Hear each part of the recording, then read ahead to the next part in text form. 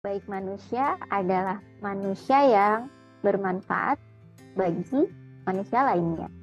Dan ini saya temukan di volunteering. Hai, ketemu lagi dengan saya Novi. Hari ini di video ini saya akan membahas tentang volunteering. Kenapa saya akan bahas ini? Karena saya sangat tertarik dengan dunia ini. Dan seperti di awal tadi saya sampaikan bahwa di volunteering ini saya bisa merasakan bahwa saya bisa bermanfaat untuk orang lain. Oke, sebelumnya saya akan menyampaikan bahwa volunteering itu apa sih? Volunteering itu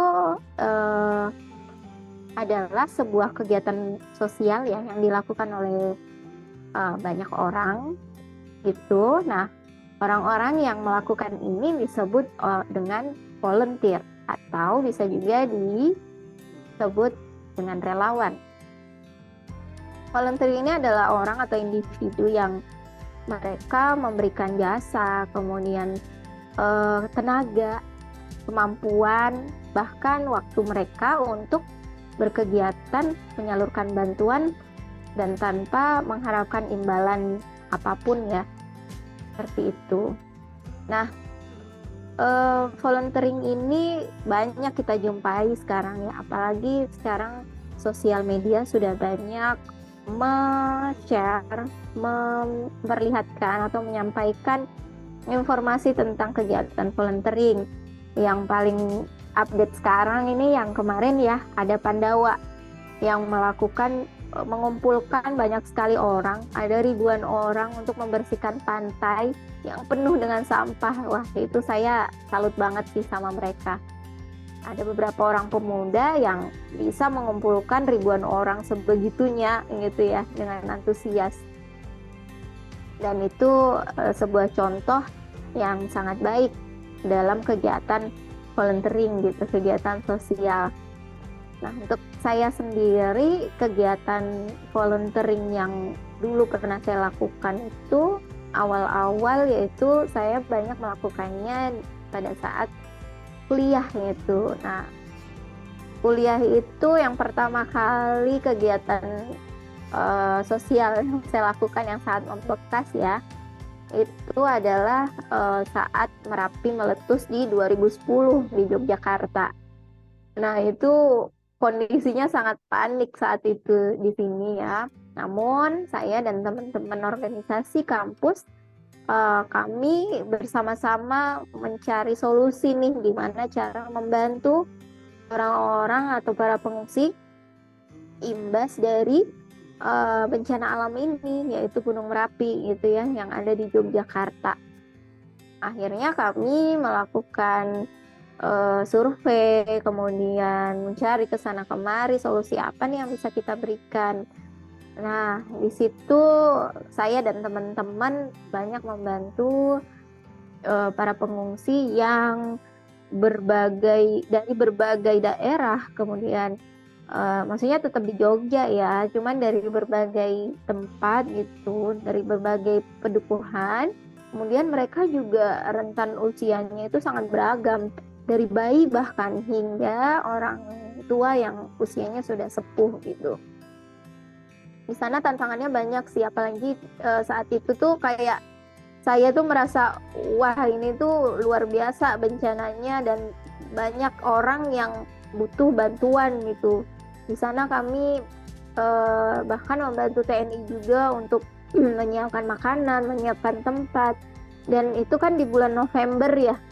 Bulan November itu adalah saatnya musim hujan gitu. Nah, itu juga tantangan ketika adakan kegiatan volunteer di sana. Relawan, kita menjadi relawan di sana begitu. Nah, kemudian kegiatan volunteer apalagi yang saya lakukan yaitu ketika kuliah juga. Pada saat kuliah itu saya melakukan kegiatan di komunitas namanya Sahabat Donor Darah.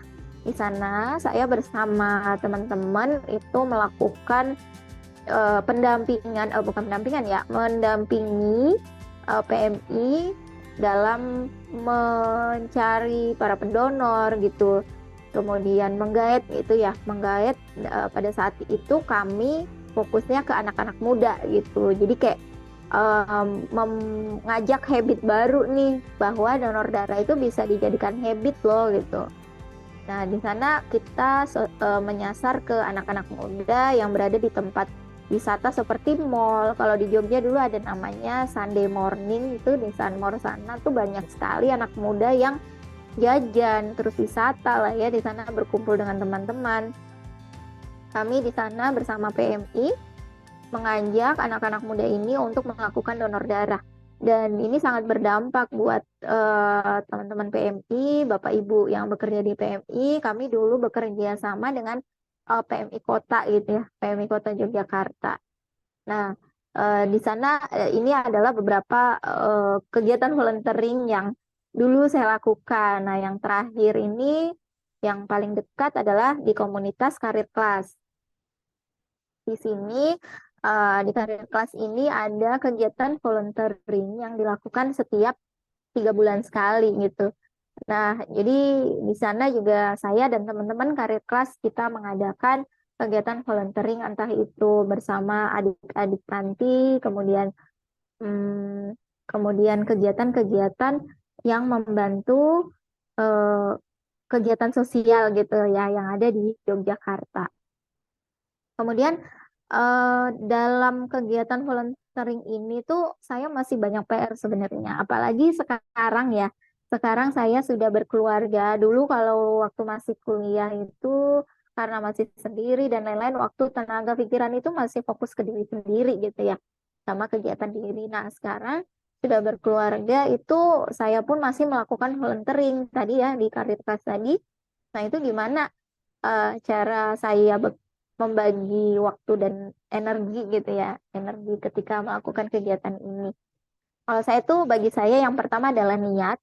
Niat itu ketika niat saya sudah besar, sudah bulat, nah maka di situ saya akan benar-benar melakukannya dengan eh, sebaik-baiknya gitu. Nah, yang kedua adalah komunikasi. Di sini saya benar-benar akan komunikasikan ke suami bahkan juga ke anak. Nah, dari komunikasi ini nanti saya akan mendapat support tuh dukungan dari suami saya. Alhamdulillahnya suami itu sangat membantu ya, sangat support gitu dengan kegiatan positif yang saya lakukan. Nah, kemudian listkan juga prioritas kerjaan yang bakal kamu lakukan di tiap harinya. Jadi selain saya juga sudah berkeluarga, saya juga bekerja, sehingga ketika ada lagi tambahan kegiatan volunteering, saya harus benar-benar mencatat prioritas saya begitu di kerjaan seperti apa, nanti volunteering seperti apa, dan di keluarga seperti apa begitu. Kemudian ketika list itu sudah ada, langsung fokus untuk mengerjakan hal-hal prioritas tadi agar pekerjaan cepat selesai, kemudian berpindah ke prioritas lainnya. Nah, di sini juga selanjutnya di tim volunteering kami juga itu sangat berpengaruh terhadap pembagian atau cara membagi energi dan waktu tadi ya. Kalau timnya solid, kemudian satset gitu ya, alhamdulillah itu nanti uh, bisa lebih baik hasilnya sehingga uh, waktu dan energi kita tuh bisa terbagi dengan baik gitu. Jadi deadline terpenuhi, kemudian kendala bisa dicarikan solusi dengan baik. Nah, itu tim sih yang paling berpengaruh juga. Nah, istirahat juga perlu. Saya juga kalau sudah merasa badan nih kurang enak atau letih, itu biasanya saya juga minum vitamin ya, teman-teman. Olahraga juga sangat penting gitu.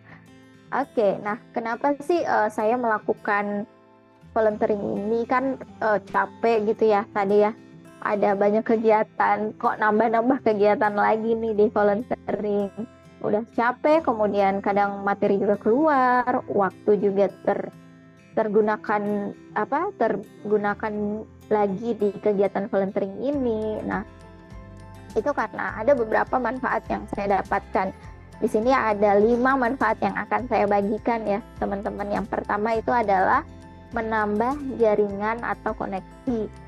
Nah, di sini nih ini tuh ngaruh banget ya. Jadi ketika volunteering itu kita lakukan atau kita berada di kegiatan volunteering menjadi relawan, kita akan bertemu dengan banyak orang baru, kemudian karakter yang berbeda dari tempat yang berbeda gitu.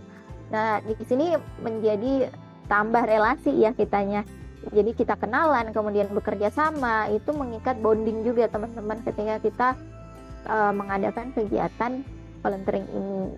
Sehingga nanti mungkin di ke depan, di suatu hari kita membutuhkan teman-teman ini, itu tuh kita bisa sangat mudah gitu koneksi lagi ke mereka gitu ya. Karena oh ini teman saya ini ketika volunteering dia backgroundnya di sini nih. Nah ketika kita butuh kerjasama dengan mereka ini, ya kita tinggal menghubungi dan mengkoneksikan lagi seperti saat kita mengadakan volunteering tadi ya gitu ya, kerja sama lagi gitu.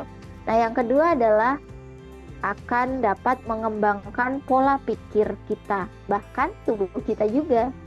Jadi ketika kita mengadakan volunteering atau berada di kegiatan volunteering ini, kita akan secara nyata tuh bisa melihat sudut pandang orang lain gitu terhadap masalah dan menghadapi masalah tersebut, mencari solusi tersebut. Nah, kita tuh bisa belajar hal itu dengan melihat sudut pandang atau point of view-nya gitu ya dari rekan volunteer yang ada di kegiatan volunteering ini. Itu bisa mengembangkan pola pikir kita juga ya, teman-teman.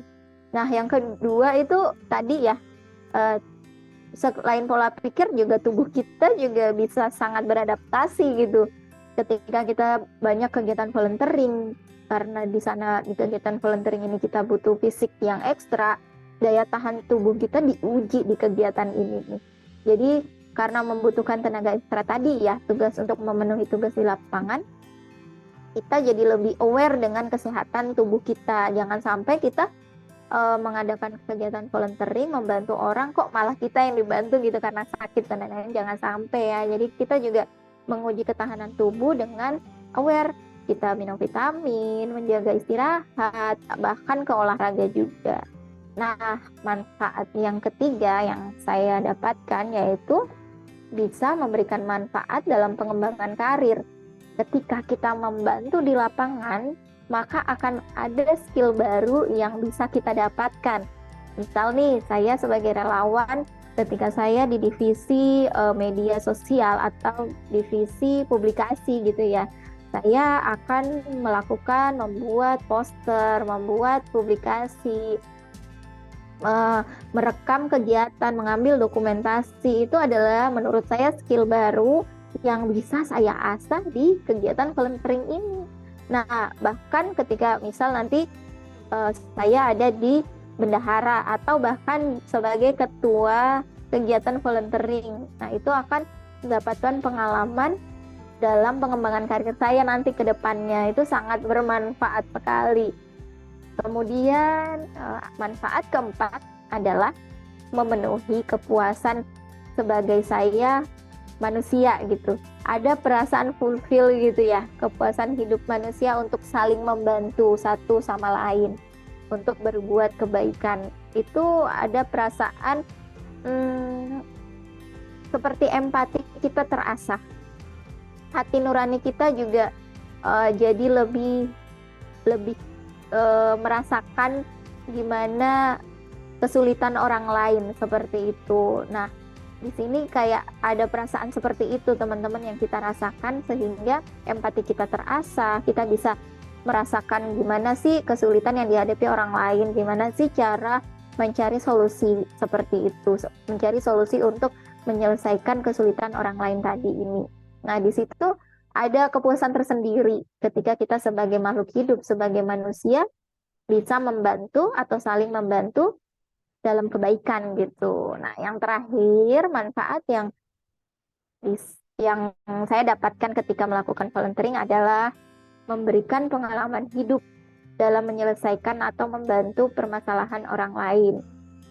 Jadi kita kayak memberikan makna kehidupan seseorang mengenai pentingnya sebuah kehidupan yang positif. Jadi rasa perasaan itu tuh timbul dalam diri kita gitu ya, untuk sebuah pengalaman yang bisa kita problem solve nih. Kita menyelesaikan permasalahan yang dihadapi atau kesulitan orang lain. Misal kayak tadi ya adik-adik panti yang mungkin mereka tidak seberuntung kita yang punya orang tua dan bisa bermain di luar sana dengan keluarga gitu ya.